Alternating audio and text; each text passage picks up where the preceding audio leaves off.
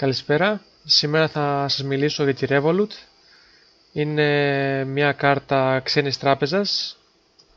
Στην ουσία η Revolut είναι μια εταιρεία η οποία έχει τις μετοχές της και ανήκει στον όμιλο της τράπεζας Barclays.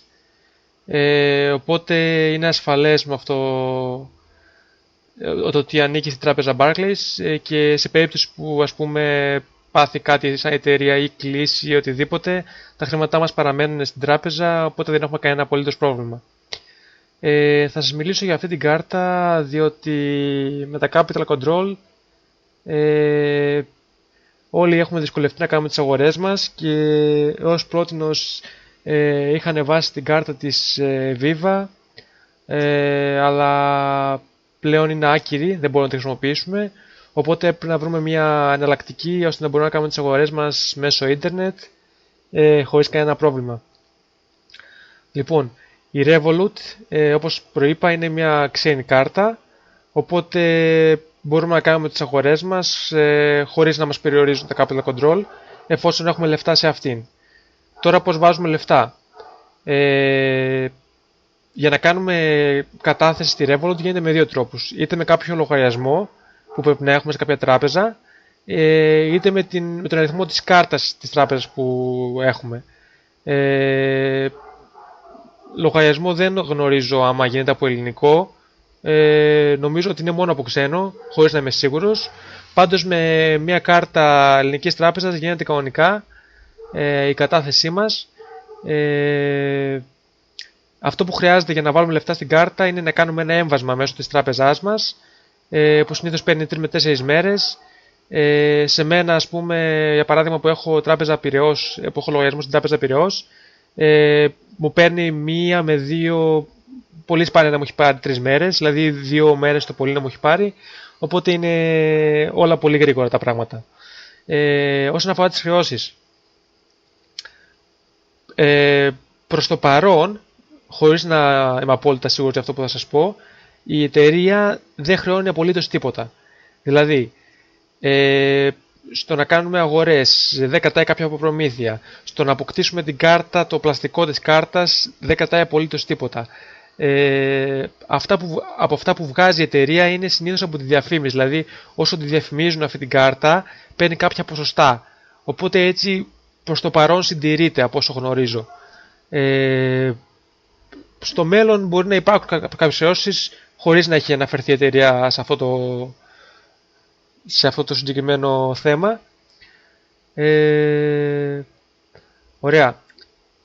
Η κάρτα θέλω να σας πω ότι είναι ηλεκτρονική, δηλαδή για να την αποκτήσουμε αρκεί να κατεβάσουμε την εφαρμογή είτε σε iPhone από το App Store είτε σε Android Phone από το Google Play. Όλα είναι ηλεκτρονικά. Απλά σε περίπτωση που θέλουμε να τη χρησιμοποιήσουμε για αγορές σε κάποιο κατάστημα, υπάρχει και το πλαστικό της κάρτας, όπου το παραγγέλνουμε πάλι εντελώς δωρεάν και μας λέει σε κάποιο χρονικό διάστημα ότι θα το παραλάβουμε. Θα σας δείξω αργότερα το πλαστικό της κάρτας, επειδή το έχω ήδη παραλάβει εγώ. Πάμε να δούμε λίγο τη διαδικασία ολόκληρη.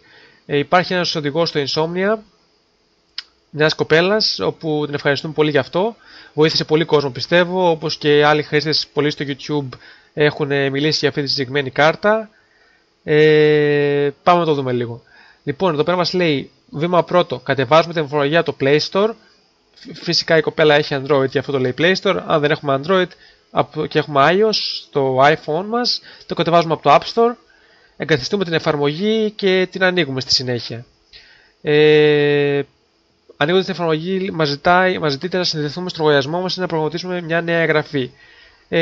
Αν έχουμε ήδη την κάρτα, δηλαδή την έχουμε κάνει εγγραφή από παλιότερα και θα την περάσουμε σε καινούργια συσκευή εννοεί, συνδέουμε το λογαριασμό μας. Αν δεν έχουμε, όπως εμείς κάνουμε τώρα καινούργια εγγραφή, πατάμε εγγραφή. Βήμα 3 λέει διαλέγουμε register εγγραφή και κατόπιν εισάγουμε το τηλεφωνικό μας αριθμό για επιβεβαίωση. Η κάρτα αυτή ταυτίζεται με το κινητό μας, οπότε πρέπει να δώσουμε τον αριθμό του κινητού μας ώστε να ανήκει στο δικό μας κινητό κατά κάποιο τρόπο, δηλαδή επαληθεύεται με τον αριθμό του κινητού μας. 4. Μόλις εισάγουμε τον αριθμό μας αποστέλλεται ένα SMS και ανιχνεύεται αυτόματα από την εφαρμογή, ταυτοποιείται το κινητό μας και η διαδικασία προχωράει στο επόμενο βήμα. Ενδέχεται το SMS να μην ανιχνευτεί αυτόματα από την εφαρμογή, οπότε θα πρέπει να εισάγετε τον κωδικό. Αυτό θα το δείτε ο καθένας προσωπικά αναλόγως τι θα σας συμβεί. Βήμα 5.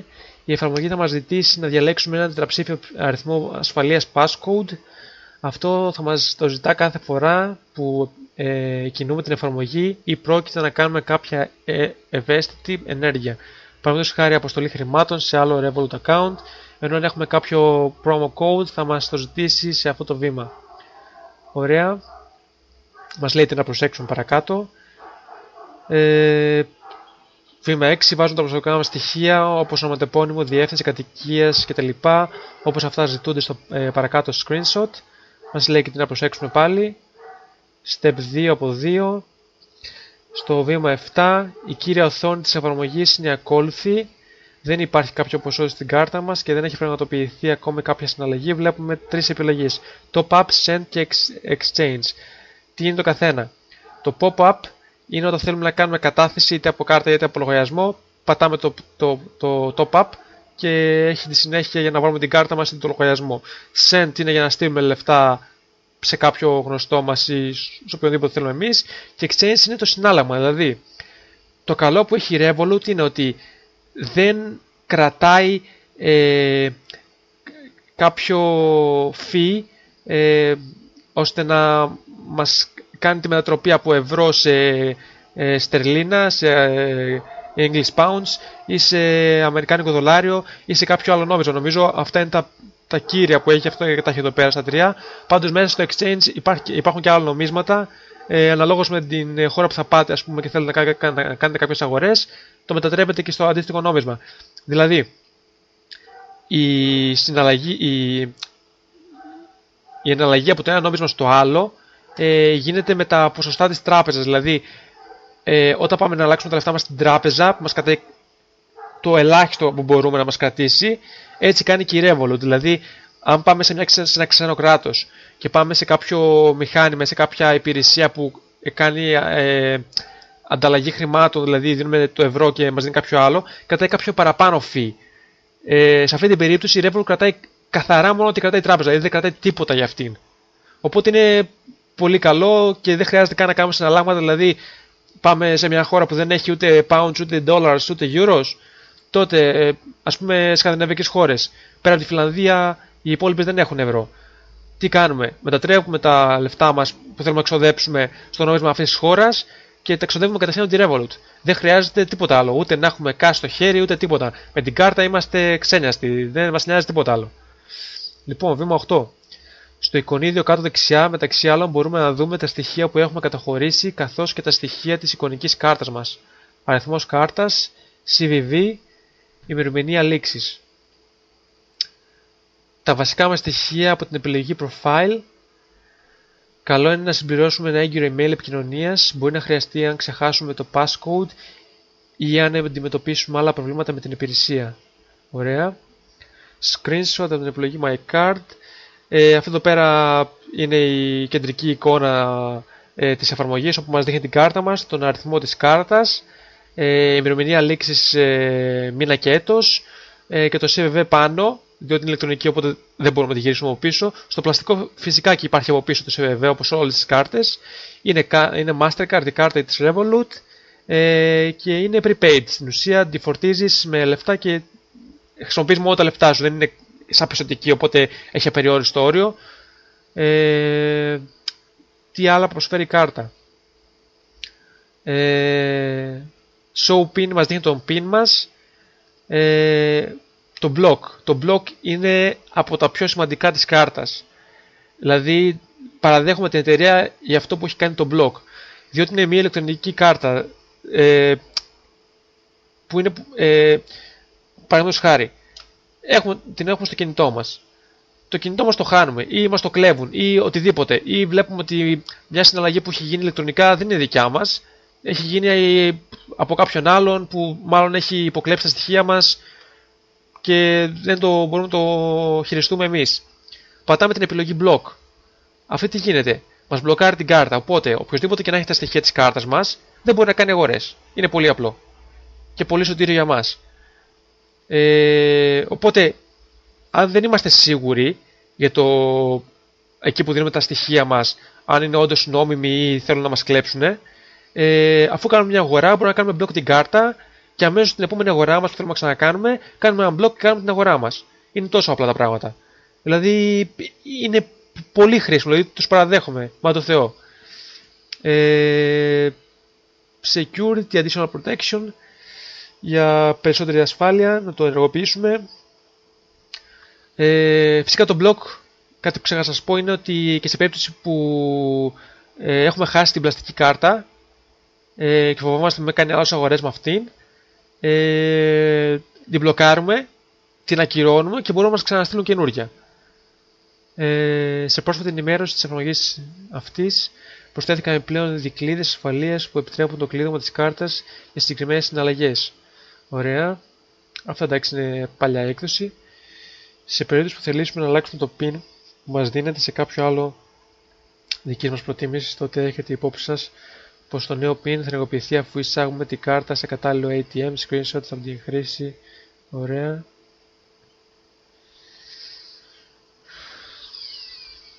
Ωραία, επιλέξτε νόμισμα. Εδώ είναι επιλέγουμε νόμισμα, εντάξει, αυτό καθένας ό,τι θέλει. Προσωπικά εμείς στην Ευρώπη επιλέγουμε ευρώ. Εδώ πέρα. Έτσι, όπως λέει εδώ πέρα, το είπα via transfer. Έτσι θα εμφανίζονται τα στοιχεία σας.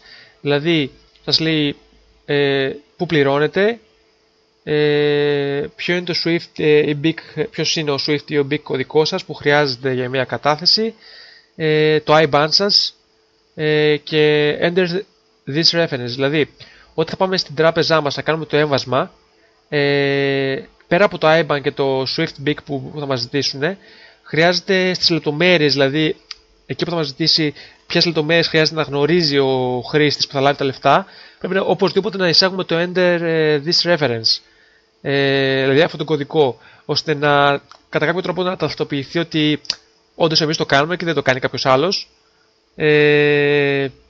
Μας λέει από κάτω που ανήκει, που είναι η διεύθυνση της Revolut της εταιρείας. Εδώ πέρα βλέπουμε η κοπέλα έχει κάνει κατάθεση 34,69 ευρώ ή τόσο της έχουν μείνει τουλάχιστον. Και εδώ κάτω φαίνονται οι αγορές που έχει κάνει. 17,11 λέει, από μετατροπή από 12,61 δολάρια. Ωραία. Γενικά έχει και άλλα πράγματα που θα τα δείτε και μόνοι σας. Απλά εγώ τα λέω λίγο εντροχάδι, με καθυστερώ.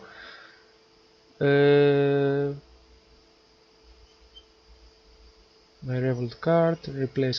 Είναι εδώ πέρα που σας έλεγα, όταν είναι να κάνουμε block, την κάνουμε και μετά μπορούμε να κάνουμε unblock την κάρτα μας ή replace card. Και σε περίπτωση που πατήσουμε replace card, μας δίνονται από κάτω εξής επιλογές.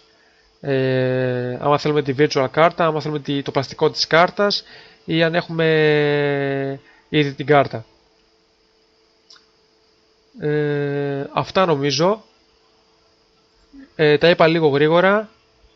Σε περίπτωση που κάτι δεν διευκρίνησα σωστά, παρακαλώ γράψτε μου από κάτω. Φυσικά στο description θα σας έχω και το link του συγκεκριμένου αρχείου, ώστε να τα δείτε και εσείς πιο λεπτομερώς, ώστε να ενημερωθείτε καλύτερα. Θα σας έχω και κάποιο βιντεάκι της Revolut που μιλάει ακριβώς για το τι κάνει η κάρτα. Την επιλέγω αυτή την κάρτα διότι, όπως σας είπα, δεν έχει καμία επιπλέον χρέωση παρά μόνο από την τράπεζά μας, όταν κάνουμε το έμβασμα για να πάνε στην τράπεζα της Barclays, μας κρατάει η τράπεζά μας στην Ελλάδα στην ουσία κάποια προμήθεια που στην ουσία δεν είναι πολύ μεγάλη, διότι παραδείγματος χάρη εγώ που έχω Πειραιώς, είτε 1 ευρώ βάλω είτε νομίζω μέχρι 1000, εντάξει 1000 είναι έτσι ως το όριο λόγω του capital control του εμβάσματος, αλλά νομίζω μέχρι κάποιο όριο υψηλό η προμήθεια είναι 1 ευρώ, οπότε μας συμφέρει δηλαδή στην ουσία να βάλουμε κάποιο μεγάλο ποσό, παραδείγματος χάρη που κάνουμε τις αγορές μας συνέχεια καθημερινά ή άνθρωποι που ασχολούνται γενικά με το ιντερνετικό εμπόριο, να βάλουν ένα μεγάλο ποσό ώστε να μην τους τρώει συνέχεια από 1 € και να τους συμφέρει στην ουσία αυτό. Εντάξει, τώρα 1 € όταν θέλεις να κάνεις μια κατάθεση, παραδείγματος χάρη 100, 200, 500 €, καλά να την κάνεις με τη μία αντικατάθεση και να σου φάει 1 €. Εντάξει, 1 € είναι ελάχιστο, ας πούμε, μπροστά σε αυτά που θα μπορέσουμε να αγοράσουμε, ενώ δεν μπορούμε να τα αγοράσουμε κάποια άλλη κάρτα λόγω capital control. Αυτά νομίζω. Εδώ είναι το site της Revolut, όπου σας λέει να κατεβάσετε το app. Νομίζω τα είπα όλα και κυρίως είναι πολύ χρήσιμο για ανθρώπους που πέρα από το ηλεκτρονικό εμπόριο κάνουν πολύ συχνά ταξίδια, έτσι ώστε να μην χρειάζονται συνέχεια συναλλάγματα, να τους τρώνε οι εταιρείες παραπάνω λεφτά για να τους κάνουν το συνάλλαγμα. Όλο αυτό γενικά, επειδή το έχω ζήσει, είναι κούραση, οπότε με τη Revolut νομίζω ξενιάζεις, δεν σε νοιάζει τίποτα, έχεις τα λεφτά σου μέσα στο ηλεκτρονικό σου πορτοφόλι. Αυτά που σου παίρνουν για το συνάλλαγμα είναι τα πλήρως απαραίτητα που γίνεται για το συνάλλαγμα, όπως αυτά που παίρνει η τράπεζα, οπότε δεν έχεις κάποια παραπάνω επιβάρυνση. Αυτά, νομίζω τα έχω καλύψει όλα. Άμα κάτι έχω ξεχάσει, φυσικά γράψτε μου από κάτω στο description τα comments σας, συγγνώμη, και θα χαρώ να σας απαντήσω. Ευχαριστώ πολύ για τον χρόνο σας. Άμα σας άρεσε το βίντεο μου, παρακαλώ κάντε ένα subscribe στο κανάλι μου για παραπάνω βίντεο. Ευχαριστώ, να είστε καλά, γεια σας. Αυτό εδώ πέρα είναι το φακελάκι που έρχεται στο ταχυδρομείο μου, στο γραμματοδοτήματιό μου, από τη Royal Mail της Αγγλίας, που μέσα περιέχει την κάρτα της Revolut, για να το δούμε λίγο. Αυτή εδώ είναι το φακελάκι που περιέχει την κάρτα. Το από εδώ και ανοίγει για τις δύο πλευρές, πολύ εργονομικό. Και αυτό εδώ είναι το πλαστικό της κάρτας, όπου περιέχει τον αριθμό της κάρτας και το ονοματεπώνυμο και την ημερομηνία που λύγει. Και από πίσω φυσικά πάλι τα στοιχεία μας και το CVV, τον αριθμό της κάρτας. Για εσάς που χρησιμοποιείτε το πλαστικό της κάρτας για τις αγορές σας, είναι πολύ χρήσιμη, συνιστώ να την πάρετε.